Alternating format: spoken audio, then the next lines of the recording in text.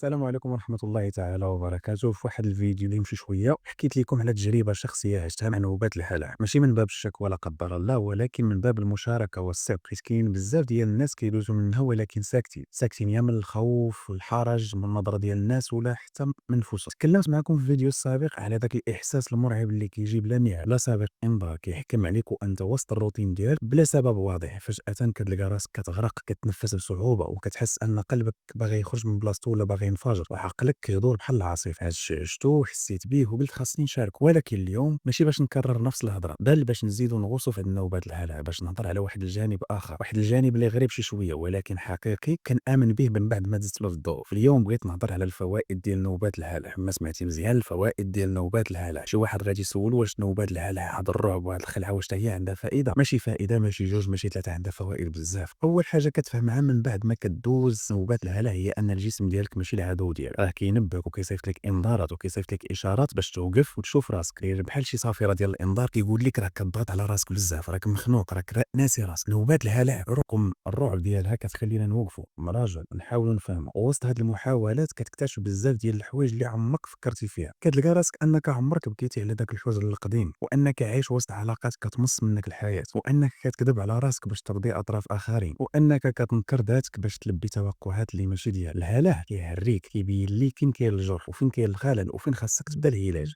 كتلقى راسك كتقلب على اجابات، ولكن في طريق البحث كتعرف راسك، كتعلم تعاود ترتاح، كتعلم تنفس، تحس، كتحضن ذاتك، كتبدا تهلا في راسك، كتنقص من الضغط، دير الرياضه، كتهرب من العلاقات اللي كانت كتعصبك، وكتقرب من الناس اللي كيعطيوك الامان. من بعد كتلقى راسك بلي حساس اكثر للناس اللي كاينين حداك، كتفهم المعاناه في العيون ديالهم، كتحس بالالام ديالهم بلا ما يهضروا، انت عارف دزتي من نفس البلاصه. الهلع كيخليك اكثر انسانيه، كتفهم ان الانسان ماشي روح، ماشي اله، راه حتى هو كيتكسر، كيطيح، وكيحتاج للحضن، كتف وكلمه طيبه. وسط كل هذا الشيء كتبدل شي حاجه كبيره في الداخل ديالك، ما كتبقاش هو داك الانسان اللي كيجري غير باش يرضي الناس ولا باش ينجح ولا باش يبين انه قوي، كتولي باغي غير راحه البال، كتولي باغي الهدوء، الصدق، حتى مع راسك. ومن هنا كيبدا التغيير الحقيقي. واليوم كنشوف نوبات الهلع ماشي كوحش، ولكن كمعلم، معلم قاسي ولكن صادق. علمني نسول، نكتب، نواجه، نبكي ونرجع ونوقف. وعلمني اهم درس، ان اقصى لحظه في حياتك تقدر تكون باب لحياه جديده كليا. واخا كنتي اليوم وسط المعمعه كتغرق، كتحس راسك تايه، ما تفقدش الامل، راه كل موجه كيف ما كانت قويه عندها وقت وكتنزل، وكل ظلمه مهما كانت كثيفه كاين ضوء في النهايه. غير خاصك تصبر، وخاصك تثيق، وخاصك تمد يدك وتطلب المساعده، ماشي كضعف ولكن كقوه. الا قلتي انا ماشي بخير، ماشي ضعف، شجاعه. تكلم، عبر، كتب، بكي، غوت، سول، ولكن غير ما تسكتش، لان كل نوبه كدوز منها كتخلف فيك درس، كتقويك وكتزيدك قرب من ذاتك. وفي الاخير راك ماشي بوحدك، راك ماشي غريب وماشي مجنون وماشي ضعيف، بالعكس راك انسان وراك حي وراك كتحاول، وهذه بحد ذاتها معجزه. هادشي اللي كاين.